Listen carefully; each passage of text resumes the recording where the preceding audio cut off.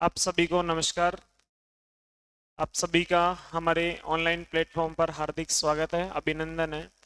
अभी तक हमने दो क्लासेस के माध्यम से दो टॉपिक किया है जो कि आपके एग्जाम के सिलेबस के अकॉर्डिंग है।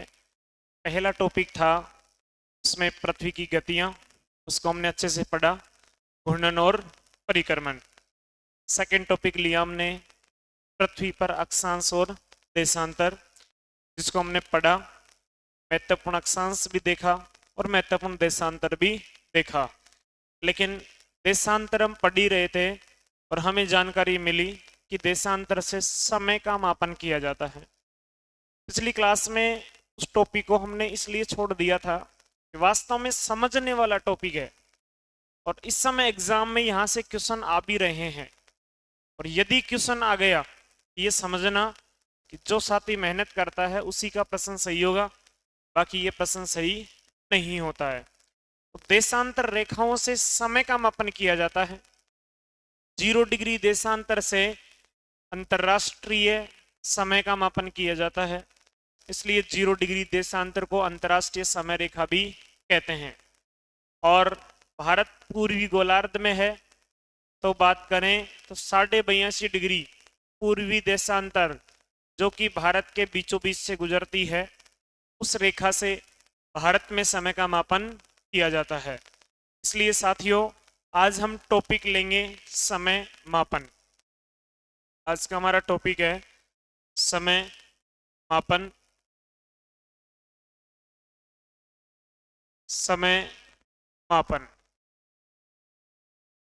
ये तो जानकारी है कि देशांतर रेखाओं से समय का मापन किया जाता है और विश्व में 0 डिग्री देशांतर से और भारत में 82.5 डिग्री पूर्वी देशांतर से। अब मैं एक उदाहरण के माध्यम से सिखाने का प्रयास करूंगा।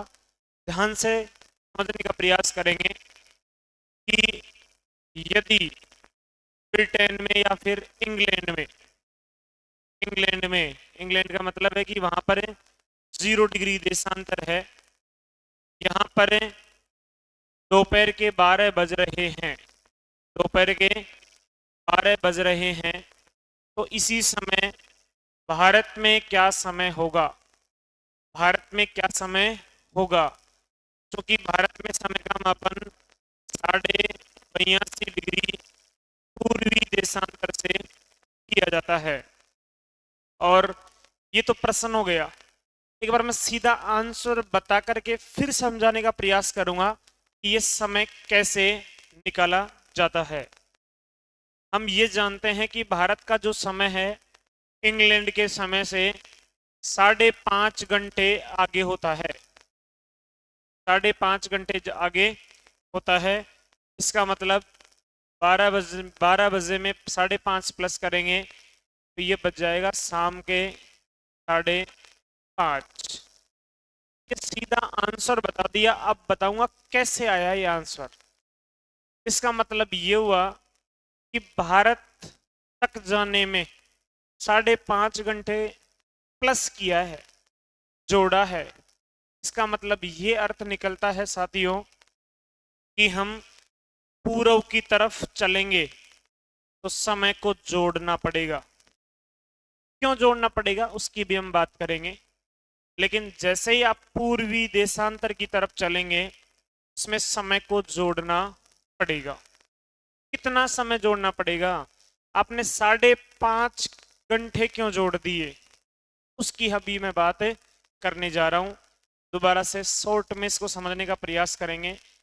यदि इंग्लैंड में या 0 डिग्री देशांतर पर दोपहर के 12 बज रहे हैं तो भारत में 5:30 बजते हैं। क्यों बजते हैं ये? 5:30 शाम वाले ही क्यों बजते हैं, बाद के क्यों बजते हैं? हमने ऐसे नहीं लिखा कि 12 बजने से पहले का टाइम आता है। पहले का टाइम कब आएगा? जब पश्चिम की तरफ चलेंगे। आगे का टाइम कब आएगा? जब हम पूर्व की तरफ चलेंगे। ऐसा क्यों चलते हैं हम? प्लस क्यों करते हैं, माइनस क्यों करते हैं? 1 घंटा, 2 घंटे, आधा घंटा, मिनट, कितना बढ़ाएं कितना घटाएं, इसी बात को हम समझने का प्रयास करेंगे। तो इसको समझने के दो सूत्र हैं साथियों, दो सूत्र हैं और दोनों को ही ध्यान रखना है। पहला तो ये है, पहला फर्स्ट, ध्यान से समझने का प्रयास करना। चूंकि पृथ्वी चूंकि पृथ्वी 24 घंटे में 360 डिग्री घूमती है। ये तो समझ में आ गया, क्योंकि हमने इससे पहले क्या पढ़ा है, घूर्णन गति पढ़ा है। पृथ्वी एक दिन में या 24 घंटे में 360 डिग्री घूमती है, सही है। एक पूरा चक्कर लगाती है और पूरे चक्कर में 360 डिग्री होता है। अब आगे चलते हैं, इसी इक्वेशन को आगे बढ़ाते हैं। इसलिए एक घंटे में पृथ्वी कितना चलेगी बताओ, 360 बटे 24, 24 का भाग लग जाएगा। तो साथियों आंसर मिलेगा अपने को कि एक घंटे में पृथ्वी 15 डिग्री चलती है। कितनी डिग्री चलती है, 15 डिग्री। ये बात समझ में आ गई। अभी हमने देखा था कि भारत का समय 0 डिग्री से इंग्लैंड से 5.5 घंटे आगे है। इसका मतलब एक घंटे में 15 डिग्री, 2 घंटे में 30 डिग्री, 3 घंटे में 45 डिग्री, 4 घंटे में 60 डिग्री और 5 घंटे में 75 डिग्री और 5.5 घंटे में 7 डिग्री और ऐड कर देंगे, 85 डिग्री। समझ में आ रहा है क्या? एक घंटे में पृथ्वी चलती है 15 डिग्री। क्यों? क्योंकि पृथ्वी 24 घंटे में 360 डिग्री चलती है, इसलिए एक घंटे में 360 बटे 24, एक घंटे में 15 डिग्री चलती है। बाद में देखेंगे प्लस में होती है, माइनस में होता है, आगे चलती है, पीछे चलती है, वो बातें बाद में करेंगे। लेकिन ये तो हो गया आवर्स में। यदि क्वेश्चन हो, मिनट्स में क्वेश्चन हो, तो उसका क्या कर सकते हैं? तो साथियों एक घंटे में 60 मिनट, एक घंटे में 60 मिनट, 60 मिनट में पृथ्वी चलती है 15 डिग्री। एक डिग्री निकालेंगे तो 15 का भाग लग जाएगा, 4 मिनट। 4 मिनट बराबर 1 डिग्री। तो बताओ सभी सामने देख करके, पृथ्वी एक घंटे में 15 डिग्री चलती है और 4 मिनट में 1 डिग्री चलती है। इन दोनों का उपयोग होगा हमारे लिए। एक पहला सूत्र तो है ये कि कितना डिग्री चलती है, कितना समय लगता है। एक तो ये ध्यान रखना है, 1 डिग्री एक घंटे में 15 डिग्री और 4 मिनट में 1 डिग्री। क्लियर है? जैसे समझाने का प्रयास करते हैं कि 0 डिग्री पर दोपहर के 12 बज रहे हैं, तो 0 डिग्री पे दोपहर के 12 बज रहे हैं, 15 डिग्री पर 1 बज जाएगा, 30 डिग्री पर 2 बज जाएंगे। क्यों? क्योंकि प्रत्येक 15 डिग्री में 1 घंटे का समय होता है। एक बात तो ये है। लेकिन वापस से इस बात को समझने का प्रयास करते हैं कि बिल्कुल समझ में आ गया कि 0 डिग्री से 82.5 डिग्री तक हम चले तो 15 डिग्री में 1 घंटा, 15 डिग्री में 1 घंटा, 30 डिग्री में 2 घंटे, 45 में 3 घंटे, 60 डिग्री में 4 घंटे, 75 डिग्री में 5 घंटे और 5.5 की बात करें या फिर 5.5 घंटे की बात करें तो 82.5 डिग्री प्लस होता है। क्लियर है साथियों? लेकिन हमने इसमें प्लस क्यों किया? हम 12 बजे से पहले का टाइम भी तो लेकर के चल सकते थे, 12 बजे का पहले का टाइम भी हम लेके चल सकते थे। हम पूर्व की तरफ चले तो हमने प्लस किया है इधर, यदि पश्चिम की तरफ चले तो माइनस करते हैं। ऐसा क्यों करते हैं? समझने का प्रयास करना। यह है आपका दूसरा सूत्र। कौन सा है? दूसरा, कि पृथ्वी, चूंकि पृथ्वी अपने अक्ष पर पश्चिम से पूर्व की ओर घूमती है। किधर घूमती है? पश्चिम से पूर्व की ओर घूमती है। ये तो हम जानते ही हैं कि पृथ्वी का जो घूर्णन है वो कौन सी डायरेक्शन में है, वो पश्चिम से पूर्व की ओर है। इसका मतलब ये हुआ कि पृथ्वी चल रही है पश्चिम से पूर्व की ओर, पश्चिम से पूर्व की ओर। तो मैं यदि पश्चिम में खड़ा हूं, मुझे की तरफ जाना है, तो मैं बाद में ही तो जाऊंगा, थोड़ा सा टाइम तो लगेगा, चाहे सेकंड लगे, चाहे मिनट लगे, चाहे घंटे लगे।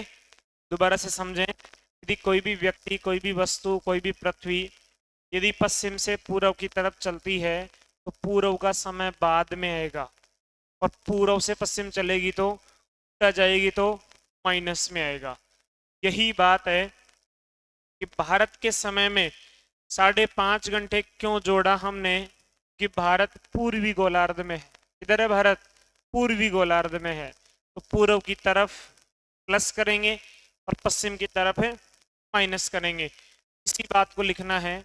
इसलिए इसलिए इसलिए क्योंकि पृथ्वी पश्चिम से पूर्व की ओर चलती है, पश्चिम से पूर्व की तरफ चलती है, इसलिए पूर्व का समय, पूर्व का समय बाद में आएगा, बाद में मतलब प्लस में आएगा। और पश्चिम का समय, पिछला समय, पश्चिम का समय पीछे मतलब माइनस में आएगा। ये बात है साथियों। एक बार तो निकालना है कितने घंटे, एक बार करना है प्लस और माइनस। चलो इसका एक उदाहरण लेता हूं। एक क्वेश्चन है, 0 डिग्री देशांतर पर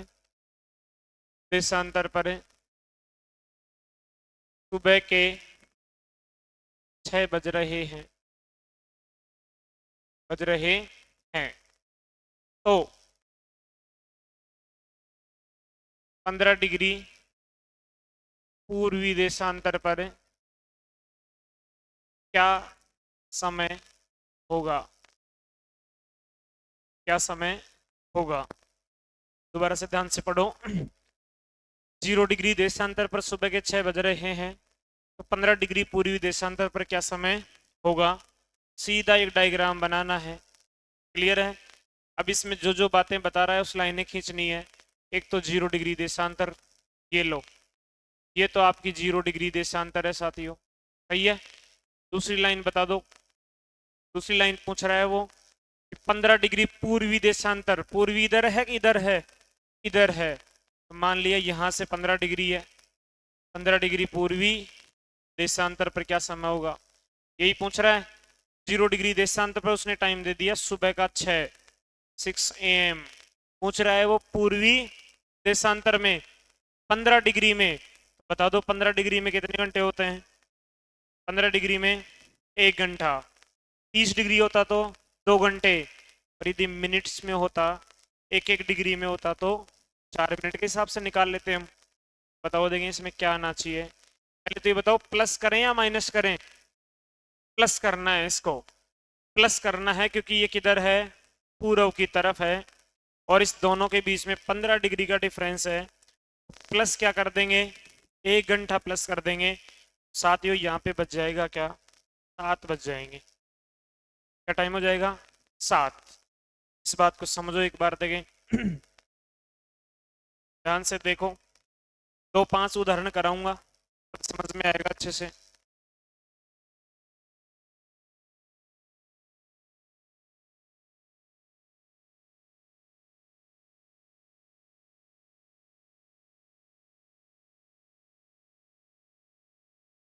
ये बात समझ में आई। चलो एक और प्रश्न लेते हैं। Question number next 2 number. यदि यदि ग्रीनविच रेखा पर, ग्रीनविच रेखा पर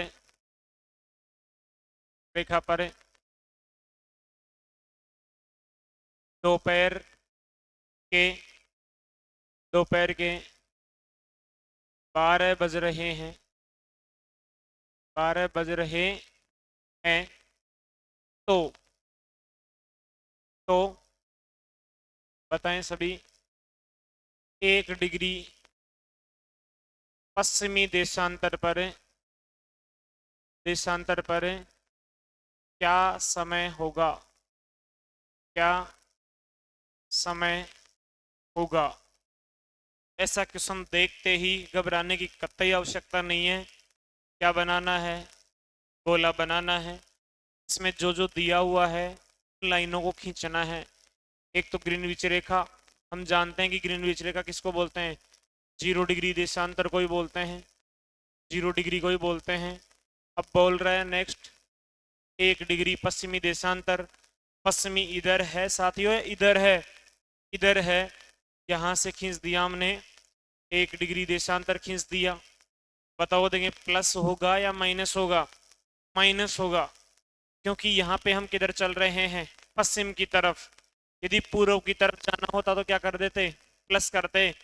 यहाँ पे माइनस करेंगे। कितना माइनस करोगे, 1 डिग्री दे दिया इसने, 15 डिग्री नहीं दिया, कि 15 डिग्री में तो 1 घंटा होता है। 15 डिग्री बराबर 60 मिनट, 1 डिग्री बराबर है 4 मिनट। 15 का भाग लग जाएगा 60 में, तो माइनस कर दो भाई 4 मिनट, माइनस कर दो 4 मिनट। यहाँ पे साथियों 12 बज रहे हैं, यहाँ पर 12 बज रहे हैं, तो यहाँ पे बज जाएगा 11:56। क्या टाइम हो जाएगा, 11:56। दोबारा से समझो इसी प्रश्न को। यदि ग्रीनविच रेखा पर दोपहर के 12 बज रहे हैं तो 1 डिग्री पश्चिमी देशांतर पर क्या समय होगा। गोला बनाएंगे, 0 डिग्री देशांतर खींचेंगे, क्योंकि ग्रीनविच रेखा को क्या बोलते हैं, 0 डिग्री देशांतर। और इसके बाद में 1 डिग्री पश्चिमी देशांतर पूछ रहा है, तो पश्चिम की तरफ क्या खींच देंगे, 1 डिग्री पश्चिमी देशांतर खींचेंगे। क्योंकि पश्चिम की तरफ चलेंगे तो माइनस होगा, इसलिए माइनस कर दिया। कितना माइनस होगा, 1 डिग्री में 4 मिनट। इसका मतलब सभी प्रश्नों में ये दोनों कॉन्सेप्ट लगाने हैं। एक तो प्लस माइनस करना है, पूर्व की तरफ तो क्या होगा प्लस, और पश्चिम की तरफ क्या होगा माइनस। और 1 घंटे में 15 डिग्री और 4 मिनट में 1 डिग्री। सही है। इससे थोड़ा सा अगला क्वेश्चन लेता हूं मैं अब आगे। नेक्स्ट लिखो, देखें। भारत में इस समय साय के 6 बज रहे हैं, 6 बज रहे हैं। तो बताएं सभी कि प्रधान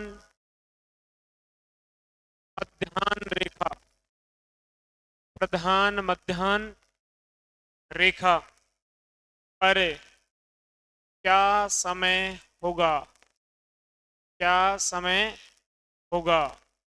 बताएं सभी कि भारत में इस समय शाम के 6 बज रहे हैं, तो प्रधान मध्याह्न रेखा पर क्या समय होगा। हम जानते हैं कि 0 डिग्री देशांतर को ही प्रधान मध्याह्न रेखा कहते हैं। तो बताओ, सामने देखो एक बार, देखें। ये आपकी पृथ्वी है, इस पृथ्वी में ये आपका 0 डिग्री है, इसी को प्रधान मध्याह्न रेखा कहते हैं, इसी को प्रधान याम्योत्तर रेखा कहते हैं, इसी को अंतर्राष्ट्रीय समय रेखा कहते हैं, इसी को ग्रीनविच रेखा कहते हैं, इसी को जीएमटी कहते हैं। बहुत सारे नाम है इसके, ज्यादातर प्रश्न भी यहीं से बनेगा। और बताओ, भारत का मतलब भी क्या है, भारत की मानक समय रेखा कौन सी है, 82.5 डिग्री पूर्वी देशांतर, पूर्वी देशांतर। इसको हमने लिख दिया इसमें। अब इसमें प्रश्न में आंसर हमारे पास दिया हुआ है कि भारत में शाम के 6 बज रहे हैं, शाम के 6 बज रहे हैं। अब बताओ 0 डिग्री पर क्या टाइम होगा। तो हम चल रहे हैं पूर्व से पश्चिम की ओर, पूर्व से पश्चिम चलेंगे उल्टा, इसलिए टाइम क्या आएगा माइनस में आएगा। और 82.5 डिग्री का अंतराल है दोनों के बीच में। 15 डिग्री में 1 घंटा कम करेंगे, और 30 डिग्री में 2 घंटे, 45 में 3, 60 में 4, 75 में 5, और बाद में 75 से 82.5 के बीच में 7.5 डिग्री, मतलब 15 का आधा, 1 घंटे का आधा। तो 5.5 घंटे माइनस करना है। कितना माइनस करना है? 5.5 घंटे माइनस करना है। साथियों इसमें टाइम आ जाएगा 12:30। दोपहर के 12:30 इसका टाइम आ जाएगा। इस प्रकार से धीरे धीरे आपको समझ में आ रहा होगा कि दो ही बातें हैं।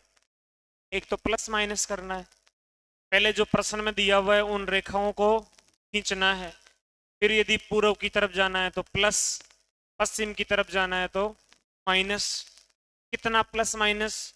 15 डिग्री में 1 घंटा, 1 डिग्री में 4 मिनट। बस इतना सा छोटा सा कॉन्सेप्ट है, और इसको हमने बहुत ही ज़्यादा जटिल बना रखा है। चलो एक और क्वेश्चन ले लेते हैं, देखिए जो कि एग्जाम में आया हुआ है। लिखें क्वेश्चन। भारत के दोनों किनारों, दोनों किनारों मतलब पूर्वी और पश्चिमी, पूर्वी और पश्चिमी किनारों के मध्य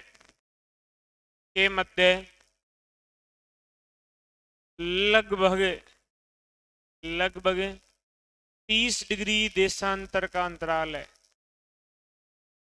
देशांतर का अंतराल है। यदि अरुणाचल प्रदेश में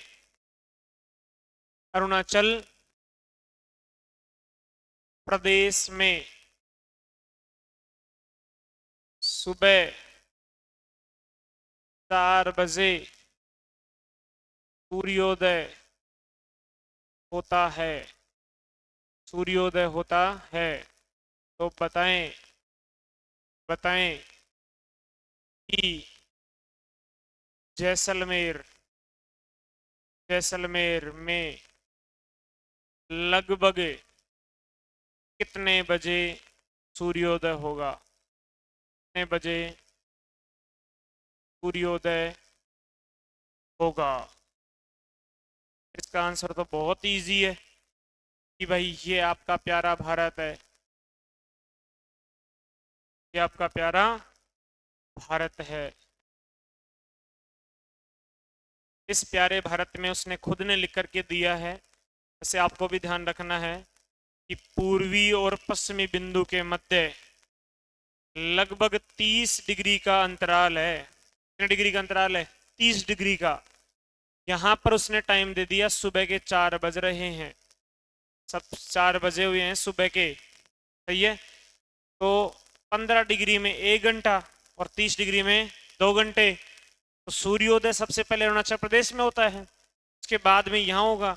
यहाँ पे कितने बज जाएंगे? 6 बजे सूर्योदय होगा। कितने बजे होगा? 6 बजे। इसका मतलब दोनों किनारों के मध्य समय अंतराल कितना है? 2 घंटे का समय अंतराल है। कि 30 डिग्री का क्या है? डिफरेंस है। लास्ट में एक क्वेश्चन करवाता हूँ, उसके बाद में हम नेक्स्ट टॉपिक पे चलेंगे। एक क्वेश्चन लें, क्वेश्चन नंबर जो भी आपका नंबर है। यदि 45 डिग्री पश्चिमी देशांतर पर सुबह के 9 बज रहे हैं, 9 बज रहे हैं, तो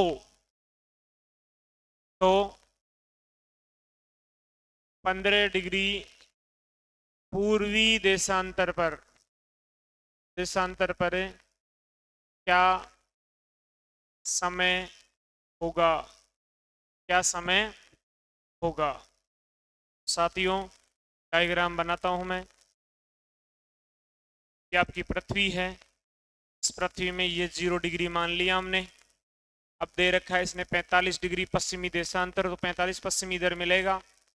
ये है आपका 45 डिग्री पश्चिमी देशांतर है। पूछ क्या रहा है ये? 15 डिग्री पूर्वी देशांतर। ये लो 15 डिग्री पूर्वी देशांतर पूछ रहा है ये। अब बताओ कहाँ पर टाइम दिया हुआ है कि 45 डिग्री पश्चिमी देशांतर पर सुबह के 9 बज रहे हैं। सुबह के 9 बज रहे हैं। कितने डिग्री पर है? 45 डिग्री पश्चिमी देशांतर पर है। अब पूछ रहा है पूर्व की तरफ बताओ। इसका मतलब क्या करना है? प्लस करना है। पूर्व की तरफ चलेंगे तो क्या करेंगे? प्लस करेंगे। कितने घंटे प्लस करना है? क्योंकि 45 डिग्री के बाद में 30 डिग्री, 15 डिग्री, 0 डिग्री और फिर 15 डिग्री। 1 2 3 4, तो प्लस क्या करना है? 4 घंटे। तो जोड़ दो इसमें, दोपहर का 1 बज जाएगा। 9 और 4 1 बज जाएगा PM। इस प्रकार से मैं समझ सकता हूँ साथियों कि हम सभी ने समय मापन टॉपिक को पूरा किया और अक्षांश देशांतर वाले चैप्टर फिनिश कर लिया। क्लियर है? इसके बाद में एक अच्छा सा टॉपिक लेते हैं जो कि आपके एग्जाम के सिलेबस में हूबहू लिखा हुआ है। और नेक्स्ट टॉपिक लेंगे हम वायुमंडल, एटमॉस्फेयर। कौन सा टॉपिक लेंगे? वायुमंडल।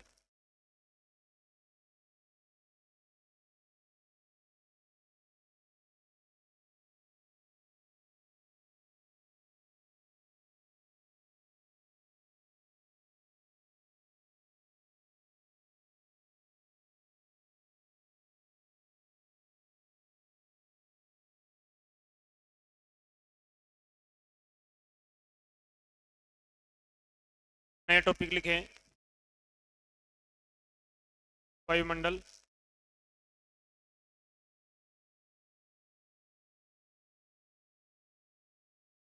नेक्स्ट टॉपिक वायुमंडल। आपके जो सिलेबस है एटमॉस्फेयर, इस वायुमंडल के टॉपिक में पहला शब्द तो दिया हुआ है संगठन, मतलब ये किस किस से बना है। उसके बाद में सेकंड टॉपिक दिया हुआ है संरचना, स्ट्रक्चर ऑफ वायुमंडल। दो टॉपिक दिए हुए हैं, आज हम इन दोनों को पढ़ेंगे। समझने का प्रयास करो, ये जो वायुमंडल है, ये वायुमंडल है क्या? क्या है ये वायुमंडल? जो पृथ्वी है जिसके ऊपर हम बैठे हैं, इसके ऊपर का जो भाग है ये वायुमंडल कहलाता है। कितना ऊपर है? लगभग औसत रूप से कई किताबों में, कई भूगोलवेता मानते हैं कि 500 किलोमीटर तक है। कुछ लोग मानते हैं इसको 1000 किलोमीटर तक है। वास्तव में हम मानेंगे कि पृथ्वी के धरातल से 1000 किलोमीटर तक का पूरा क्षेत्र क्या कहलाता है? वायुमंडल। फिर आप कहेंगे इससे ऊपर है। इससे ऊपर साथियों अंतरिक्ष आ जाता है।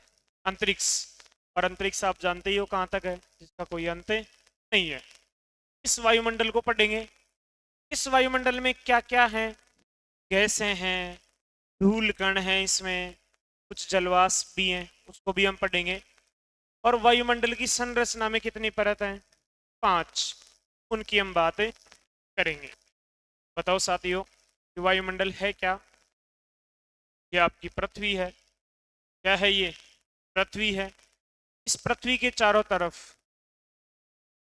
इस पृथ्वी के चारों तरफ लगभग 1000 किलोमीटर का जो एरिया है, 1000 किलोमीटर तक का जो क्षेत्र है वो क्या कहलाता है? वायुमंडल कहलाता है। बहुत इजी टॉपिक है, एटमॉस्फेयर कहलाता है। अब इसमें क्या क्या है देखो, इसमें कुछ गैसें हैं, कुछ तो क्या है? गैसें हैं। और एक क्वेश्चन था आपका स्टैटिक क्वेश्चन है, सबसे ज्यादा मात्रा में वायुमंडल में कौन सी गैस? नाइट्रोजन। सेकंड नंबर पे oxygen, third is organ, fourth is CO2। सबसे ज्यादा नाइट्रोजन। इसके अलावा कुछ धूल कण भी हैं। क्या मिलते हैं इसमें? धूल कण मिलते हैं, रेतीले कण मिलते हैं इसमें। और इसी क्षेत्र में पानी मिलता है वाष्प के रूप में, तो बोलते हैं जलवाष्प। क्या कहते हैं इसको?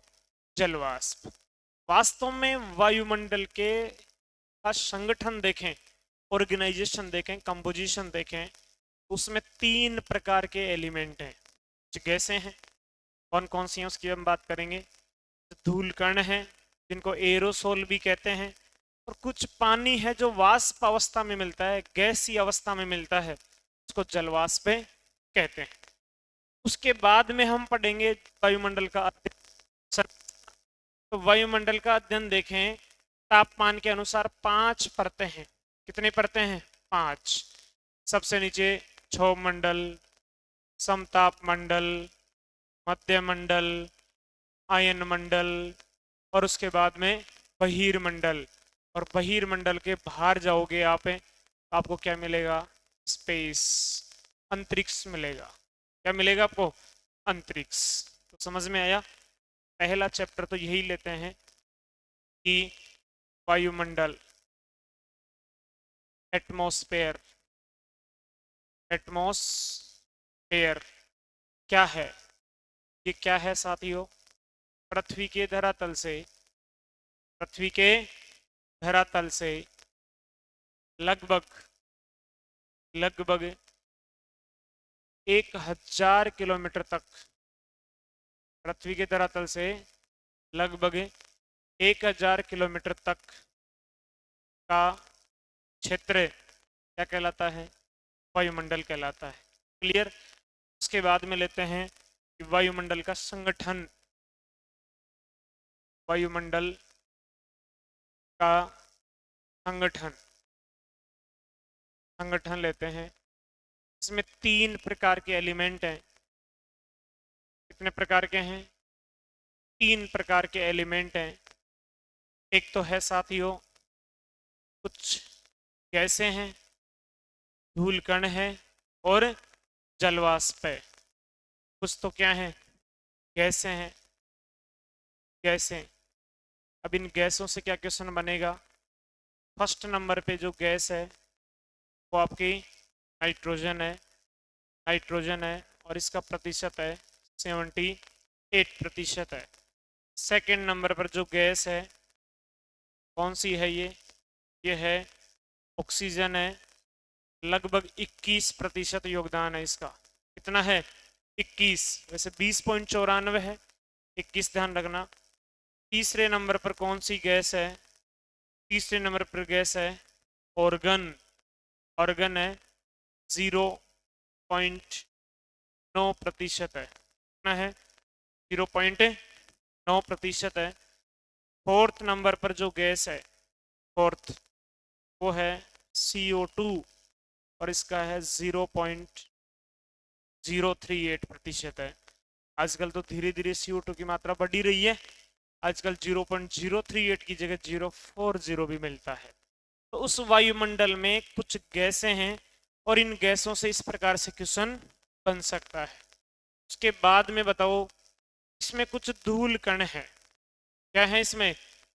धूल कण है, कुछ मिट्टी के रेत के कण हैं। इन्हीं कणों को बोलते हैं एरोसोल। क्या बोलते हैं इसको? एरोसोल कहते हैं।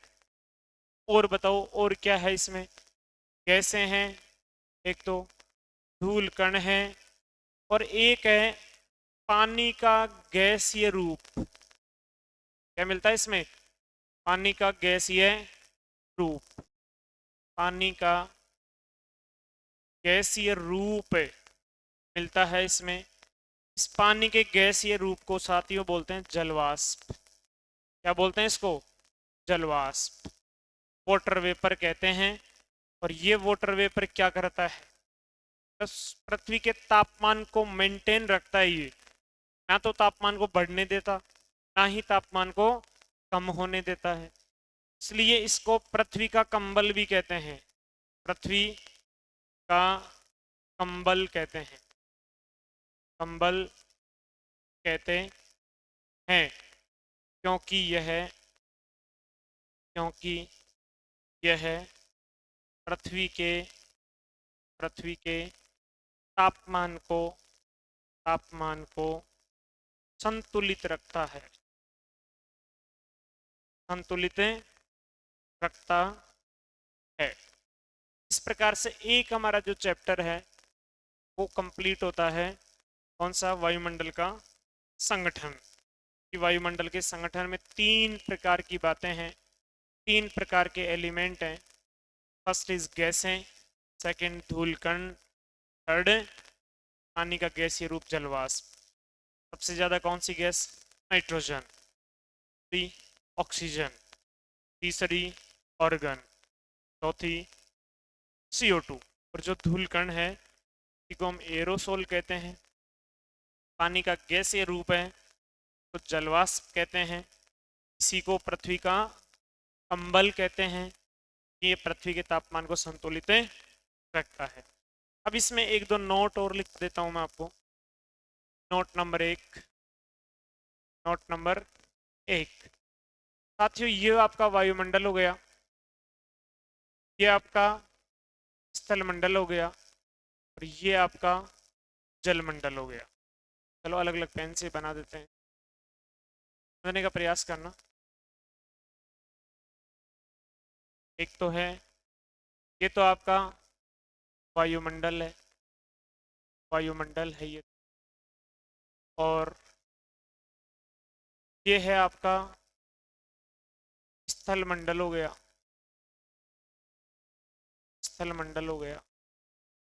क्लियर। उसके बाद में ये आपका जलमंडल हो गया, और ये तीनों जहां पर होते हैं, जल थल और वायु तीनों जहां पर होते हैं उसको बोलते हैं जैवमंडल। क्या बोलते हैं इसको? जैवमंडल। ये वाला जो क्षेत्र है बीच में, ये साथियों कहलाता है जैव मंडल, बायोस्फीयर।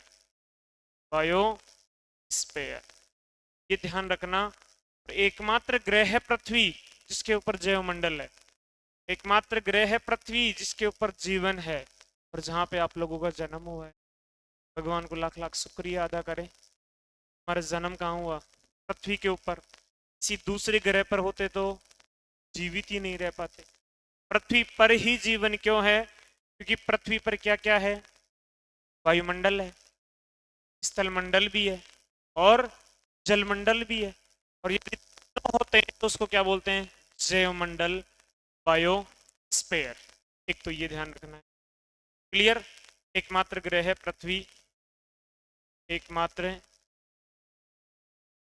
ग्रह पृथ्वी जहां जीवन है, हालांकि भविष्य में मंगल ग्रह पर जीवन की संभावना व्यक्त की जा रही है, क्योंकि वहां पे स्थलमंडल भी खोज लिया, जलमंडल भी खोज लिया और वायुमंडल भी खोज लिया। और में जीवन कहाँ संभव हो सकता है? मंगल ग्रह पर। लेकिन पृथ्वी की बात करें तो एकमात्र ग्रह है पृथ्वी जिसपे क्या है? जीवन। स्थलमंडल को क्या बोलेंगे? लिथोस्फीयर, कहेंगे साथियों। वायुमंडल को आप जानते ही हैं, एटमॉस्फेयर कहेंगे। और इसको हाइड्रोस्फीयर कहेंगे। क्लियर है? एक और नोट देख लेते हैं।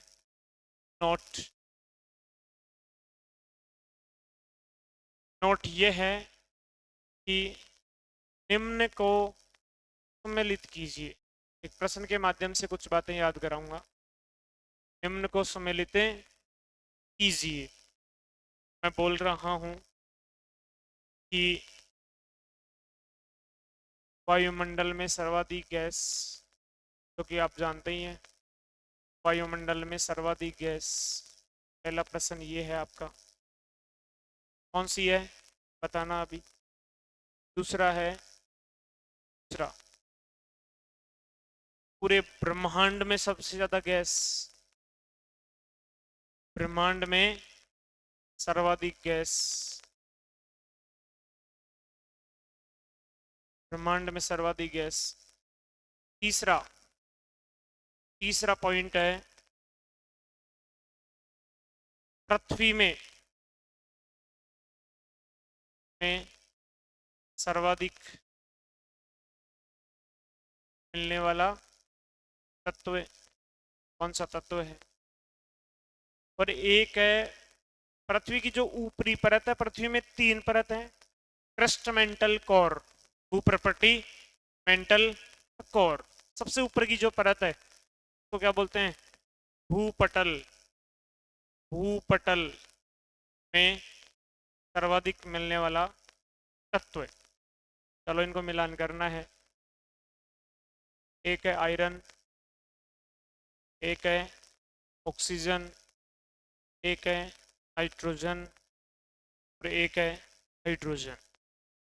बताओ इनको मिलान करें। पहला तो आपको पता है ही, फर्स्ट इज क्या आएगा? पहले नंबर पे क्या आएगा? वायुमंडल में कौन सी गैस? नाइट्रोजन। क्लियर? उसके बाद में ब्रह्मांड में गैस है हाइड्रोजन, ये ध्यान रखना। ब्रह्मांड में सबसे ज्यादा मात्रा में हाइड्रोजन गैस है, इतनी ज्यादा है कि कभी खत्म ही नहीं होगी।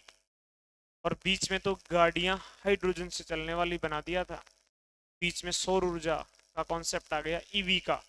यदि नहीं आता तो हम गाड़ियां चलाते हाइड्रोजन से, और हाइड्रोजन को भविष्य का ईंधन कहते हैं साथियों। भविष्य का ईंधन किसे कहते हैं? हाइड्रोजन को। क्लियर है? और बात करें तो पृथ्वी के अंदर सबसे ज्यादा मात्रा में एलिमेंट मिलता है कौन सा? आयरन। कौन सा मिलता है? आयरन।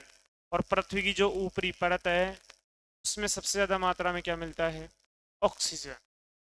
क्लियर है यहाँ तक? चलें, इस प्रकार से हमने वायुमंडल का क्या देख लिया? संगठन देखा। अब पढ़ेंगे वायुमंडल की संरचना, स्ट्रक्चर। और वायुमंडल में 5 परतें हैं साथियों। कितनी परतें हैं? 5।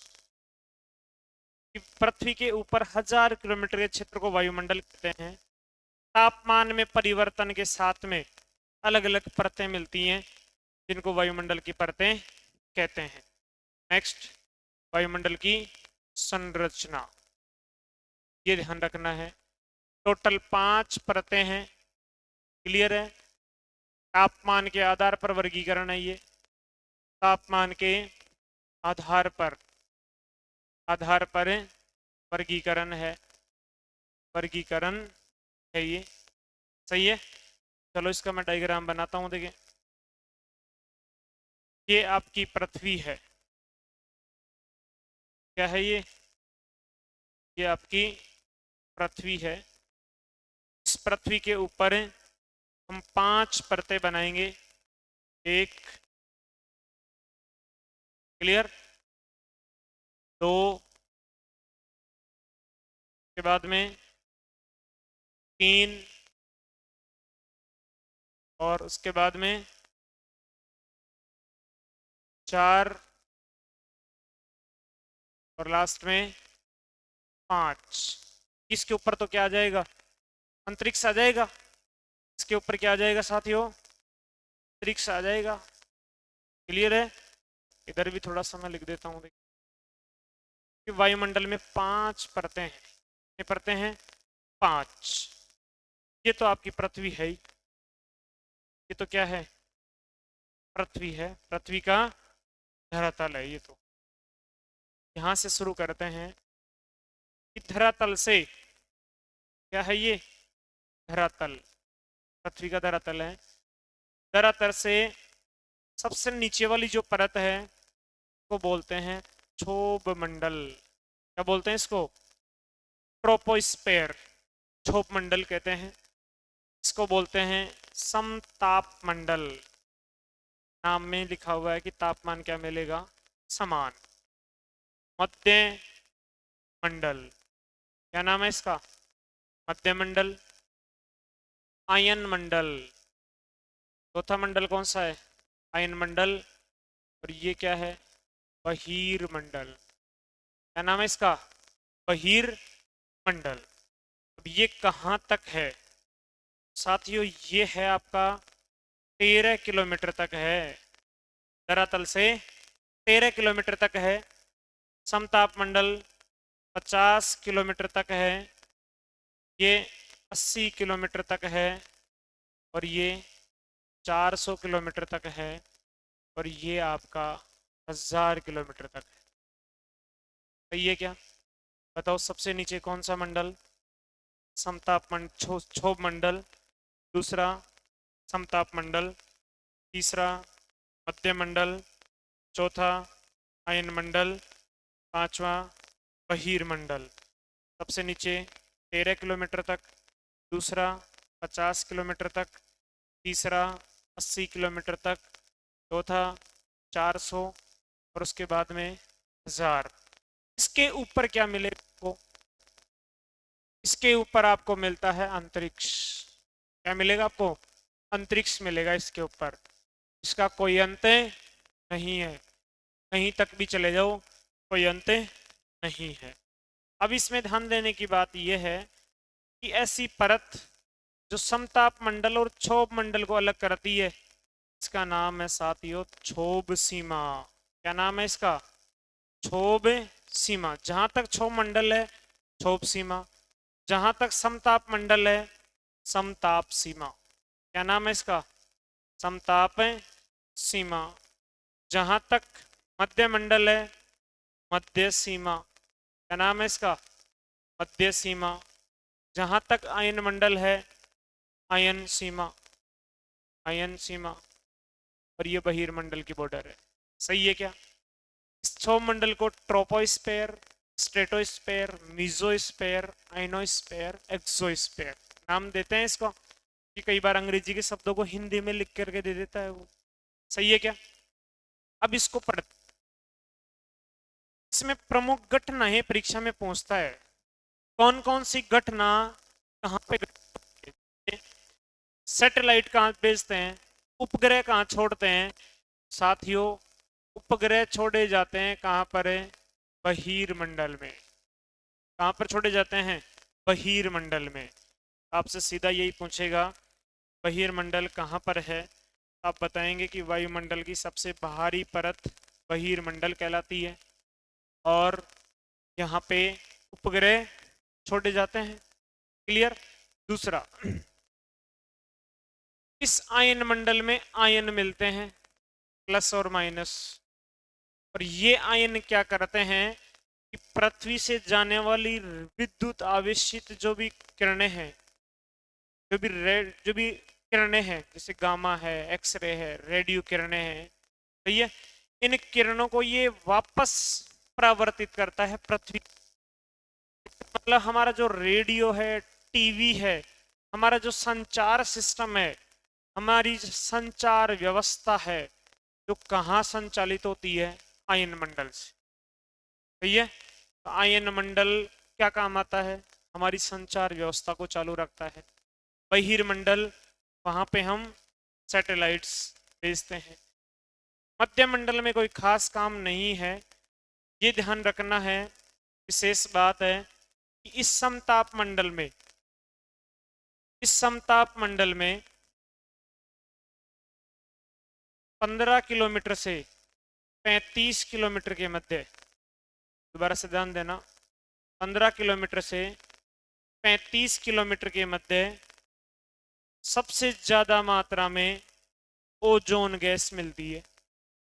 O3, O2 को ऑक्सीजन कहते हैं, और O3 ओजोन गैस मिलती है। ऑक्सीजन के 3 कणों वाली गैस है। सबसे ज्यादा ओजोन गैस मिलती है समताप मंडल में। कहां पर है? 10% के आसपास ओजोन क्षोभ मंडल में भी मिलती है, लेकिन 90% ओजोन समताप मंडल में मिलती है।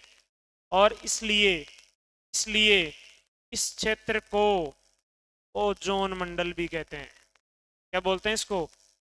ओजोन मंडल भी कहते हैं। इसका मतलब समताप मंडल के अंदर ही क्या है? ओजोन मंडल है।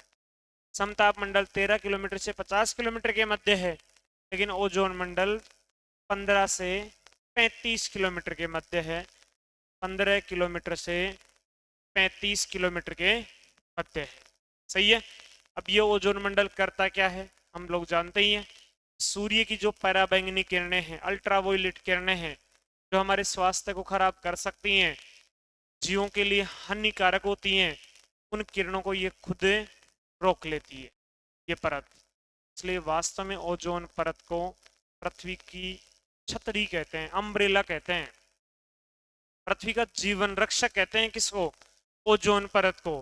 कि ओजोन परत सूर्य से आने वाली पराबैंगनी किरणों को रोक करके हमारी रक्षा करती है। लेकिन दिनों दिन हम ओजोन परत को नुकसान पहुंचाने वाली गैसें उत्पन्न कर रहे हैं, सही है। इसलिए ये बैन किया जाता है ओजोन गैस को, जो नुकसान करने वाली क्लोरीन है, CFC है, HFC है, क्लोरोफ्लोरोकार्बन, हाइड्रोफ्लोरोकार्बन, परफ्लोरोकार्बन, PFC है। ऐसी गैसों को सरकार बैन क्यों करती है? ताकि ये गैसें ओजोन परत को नुकसान कम पहुंचाएं। ओजोन परत को नुकसान कम पहुंचाएंगी तो सूर्य की पराबैंगनी किरणें नीचे कम आएंगी और हमारी क्या होगी? सुरक्षा होगी, सही है। लेकिन 1985 में एक फोरमैन नामक एक विद्वान है, फोरमैन, जिन्होंने अंटार्कटिका महाद्वीप पर ओजोन छिद्र की खोज किया था। उसके बाद में 1987 में 16 सितंबर 1987 में कनाडा के मॉन्ट्रियल शहर में ओजोन परत का संरक्षण करने के लिए सम्मेलन बुलाया गया। इसका नाम है मॉन्ट्रियल प्रोटोकॉल। इसीलिए 16 सितंबर को विश्व ओजोन दिवस मनाया जाता है। ये तमाम बातें हम पढ़ेंगे, सभी के अच्छे से नोट्स बनाएंगे। एक बार इस संरचना को हम पढ़ रहे हैं, समझ रहे हैं, क्लियर है साथियों। चलते हैं उसके बाद में। यहाँ पे एक तो ओजोन गैस है। दूसरी बात बहुत ही महत्वपूर्ण बात है, ध्यान देना कि समताप मंडल में तापमान समान है। तापमान समान रहेगा तो पवनें लगभग स्थिर चलती हैं, क्षैतिज रूप से चलती हैं, सही है। क्षैतिज रूप से चलने का मतलब ये है कि हमारे जो एरोप्लेन है वो कहाँ पे उड़ाए जाते हैं? परीक्षा में पूछा हुआ है। हमारे जो वायुयान हैं, वायुयान कहाँ पर उड़ाए जाते हैं? समताप मंडल में उड़ाए जाते हैं। ओजोन गैस कहाँ पर मिलती है? ओजोन परत कहाँ पर मिलती है? समताप मंडल में। हमारी संचार व्यवस्था कहाँ से संपन्न होती है? आयन मंडल से। और हमारे सैटेलाइट उपग्रह कहाँ छोड़ते हैं? बहिर्मंडल में, सही है। और सबसे नीचे की जो परत है क्षोभ मंडल, इस क्षोभ मंडल में तो बहुत सारी घटनाएं होती हैं। सभी जैविक क्रियाएं यहीं पर हो रही हैं, या मौसमी क्रियाएं यहीं पर हो रही हैं, बरसात यहीं पे हो रही है, कोहरा, बादलों का बनना, पाला पड़ना, ओस का गिरना, ये सभी बादलों का गरजना, चमकना, सभी मौसमी क्रियाएं कहाँ पर होती हैं?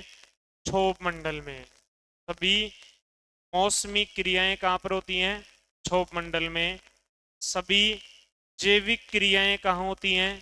क्षोभ मंडल में। और बात करें, एक पवन है गर्म, हालांकि वायुमंडल के बाद में मैं पवने ही पढ़ाऊंगा, आपको ध्यान रखना। पवने, एक पवन है गर्म जो ऐसे लहरदार चलती है, इस क्षोभ मंडल में चलती है, लगभग 8 से 12 किलोमीटर की ऊंचाई पर चलती है। उसका नाम है जेट पवन। क्या नाम है इसका? जेट पवन। ये जेट पवनें कहाँ चलती हैं? क्षोभ मंडल में। मौसमी गतिविधियां, बादलों का चमकना, गरजना, बरसात का होना, पाला पड़ना, ओस का गिरना, ये सभी क्रियाएं कहाँ होती हैं? क्षोभ मंडल में। जेट पवने क्षोभ मंडल में। वायुयान कहाँ उड़ाए जाते हैं? समताप मंडल में। अब विज्ञान यहाँ पर क्यों नहीं उड़ाते? क्योंकि यहाँ पे कभी बादल आ जाएगा, कभी क्या क्या दिक्कत, कभी आंधियां चलती हैं, अंधड़, सही है। तो यहाँ पे अनेक सारी समस्याएं हैं, इसलिए वायुयान कहाँ उड़ाते हैं? समताप मंडल में। दूसरी बात, समताप मंडल में पवनें भी क्षैतिज हैं, सामने ऊर्ध्वाधर नहीं चलती हैं, क्षैतिज चलती हैं, इसलिए वायुयान उड़ाए जाते हैं। और यहाँ पे क्या है? ओजोन मंडल। चलो साथियों, एक एक को पढ़ लेते हैं। फर्स्ट इज, पहला क्षोभ मंडल, इसको बोलते हैं ट्रोपोस्फेयर। ट्रोपोस्फेयर, सही है। क्या है ये? पहली परत है, पहली और निम्न परत है। सही है। बताओ इसकी ऊंचाई। इसकी ऊंचाई हम जानते ही हैं, धरातल से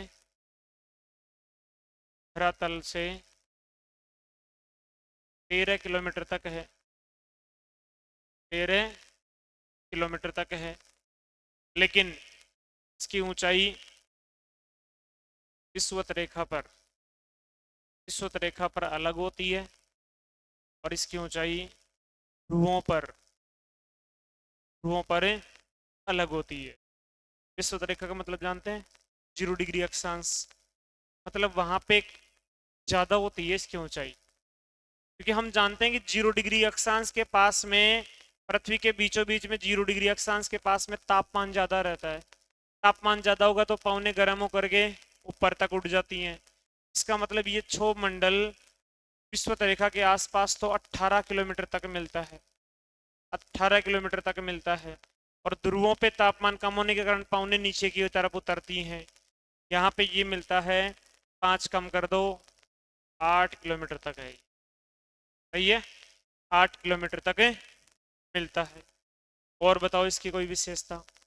इस क्षोभ मंडल में कौन कौन सी क्रियाएं हैं। इसमें एक तो सभी तो जैविक क्रियाएं संपन्न होती हैं। जैविक क्रियाएं संपन्न होती हैं। सभी मौसमी क्रियाएं संपन्न होती हैं। मौसमी क्रियाएं संपन्न होती हैं, जैसे बादलों का गरजना, चमकना, बरसात का होना, ओला ओस का गिरना, ओस, पाला पड़ना, ओलावृष्टि होना, ये सभी काम किसके हैं। मौसमी क्रियाएं इसी मंडल में होती हैं। और यहाँ पे जेट पवनें चलती हैं। कौन सी पवनें चलती हैं। जेट पवनें चलती हैं। क्लियर है साथियों, यहाँ तक कोई दिक्कत नहीं है। ये क्षोभ मंडल हो गया आपका। क्षोभ मंडल को एक बार डायग्राम में देख लो कि ये धरा वायुमंडल की सबसे निम्न परत है, सबसे निचली परत है ये। सही है, ये पहली परत है ये। इसकी ऊंचाई वैसे 13 किलोमीटर है, लेकिन विषुवत रेखा पे 18 किलोमीटर तक है इसकी ऊंचाई। ध्रुवों पे 8 किलोमीटर है ये। सही है। और कौन कौन सी क्रियाएं, जैविक क्रियाएं, मौसमी क्रियाएं और जैव पवनें। बताओ समताप मंडल के बारे में बताओ।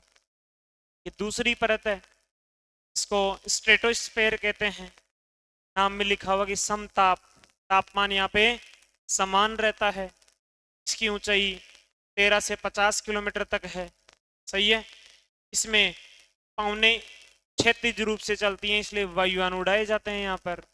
और इसी मंडल के अंदर 15 से 35 किलोमीटर के बीच में ओजोन गैस की मात्रा अधिक है, इसलिए यहाँ पे ओजोन मंडल भी मिलता है। दूसरा लिखो, 2 नंबर, समताप मंडल। समताप मंडल, स्ट्रेटोस्फेयर। स्ट्रेटोस्फेयर बताओ तो देखें। इसमें तापमान समान रहता है। तापमान क्या रहता है, समान। ये दूसरी परत है। धरातल से कैसे, कौन सी परत है ये, दूसरी परत है ये। बताओ इसकी ऊंचाई। इसकी ऊंचाई है साथियों 13 किलोमीटर से 50 किलोमीटर के मध्य है। 13 किलोमीटर से 50 किलोमीटर के मध्य है। और बताओ देखें, यहाँ पर जो पवनें हैं, पवनें क्षैतिज रूप से चलती हैं। इसलिए यहाँ वायुयान उड़ाए जाते हैं। वायुयान उड़ाए जाते हैं। और बताओ देखें, इसी मंडल में कहाँ से कहाँ तक, 15 किलोमीटर से 35 किलोमीटर के मध्य, 35 किलोमीटर के मध्य ओजोन गैस, ओजोन गैस मिलती है, इसलिए उसको ओजोन मंडल भी कहते हैं। क्या बोलते हैं इसको? ओजोन मंडल भी कहते हैं। क्लियर है साथियों? 15 से 35 के बीच में ओजोन गैस से ओजोन मंडल भी कहते हैं। अब इस ओजोन की भी बात कर लेते हैं नोट में। नोट में हम बात कर लेते हैं किसकी? O3 gas. क्या बोलते हैं इसको? Ozone gas, ozone gas. Clear है? ये जो ओजोन परत है ये सूर्य की पराबैंगनी अल्ट्रावायलेट किरणों को रोकता है, किरणों को रोकता है। इसलिए इस ओजोन परत को पृथ्वी का जीवन रक्षक कहते हैं, जीवन रक्षक कहते हैं। और बताओ देखें, ओजोन छिद्र की खोज, ओजोन छिद्र की खोज कब की गई थी? 1985 में। किसके द्वारा? फोरमैन द्वारा। फोरमैन द्वारा कहाँ पर? अंटार्कटिका महाद्वीप पर की गई। अंटार्कटिका महाद्वीप पर की गई थी। इसको बचाने के लिए, ओजोन परत के क्षरण को बचाने के लिए, क्षरण को बचाने के लिए 16 सितंबर 1987 को एक सम्मेलन बुलाया गया कनाडा के मॉन्ट्रियल शहर में। उसका नाम है मॉन्ट्रियल प्रोटोकॉल। क्या नाम है? मॉन्ट्रियल प्रोटोकॉल सम्मेलन बुलाया गया। इसीलिए 16 सितंबर को विश्व ओजोन दिवस मनाया जाता है। ओजोन दिवस मनाया जाता है। सही है? चलें उसके आगे। तीसरा मंडल और देख लेते हैं। तीसरा मंडल कौन सा है? मध्य मंडल। मध्य मंडल में कोई खास बातें नहीं है, मध्य मंडल में कोई खास बातें नहीं है, सिर्फ लिखना ही है इसको। तो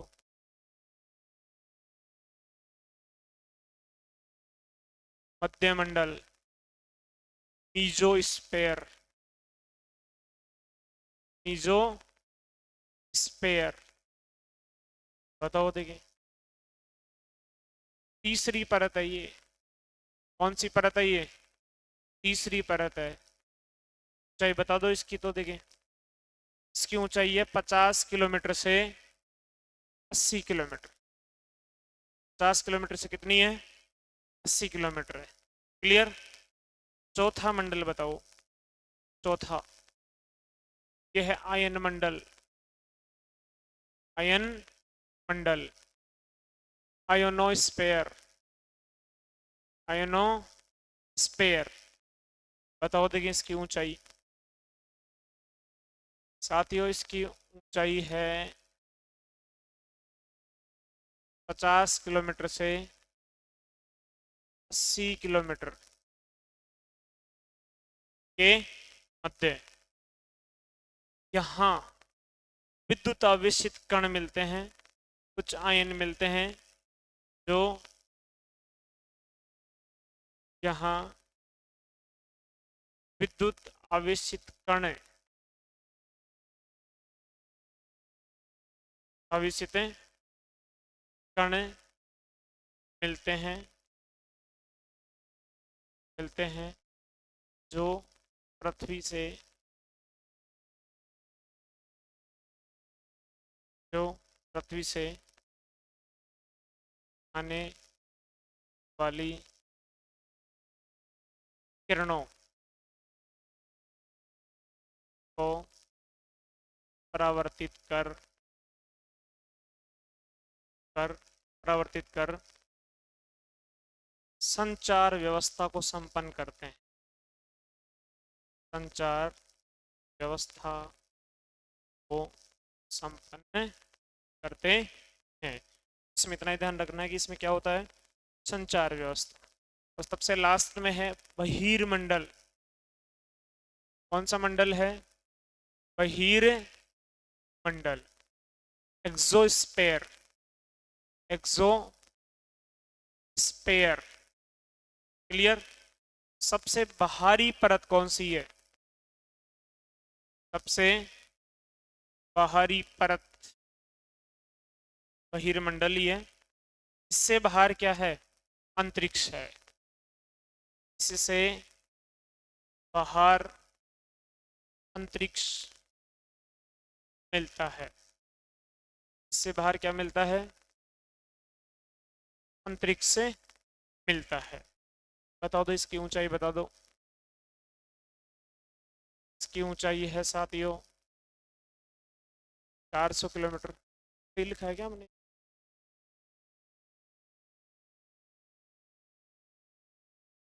50 से 80, इसकी है 80 से 400, इसकी क्या हो जाएगी 400 से 1000, 500 में भी कंप्लीट हो जाता है कई बार। और यहाँ पे उपग्रह छोड़े जाते हैं। क्या छोड़े जाते हैं, उपग्रह छोड़े जाते हैं। इसी के साथ में आज की क्लास को हम कंप्लीट करते हैं। नेक्स्ट हम पौने पढ़ेंगे, वायुमंडल से ही जुड़ा हुआ टॉपिक है। ठीक है साथियों, बहुत बहुत धन्यवाद, थैंक यू।